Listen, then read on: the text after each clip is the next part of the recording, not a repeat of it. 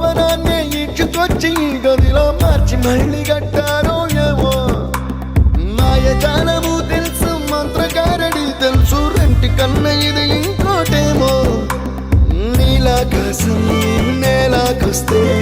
ఇట్టాగే ఉంటాదో ఏమో ఈ సంతోషం దాచాలంటే హృదయాలు ఓ వంద కావాలేమో ఇంతందంగా ఉంటుందా ఈ లోకం ఇన్నాళ్ళు ఈ మనసుకి తెలియాలే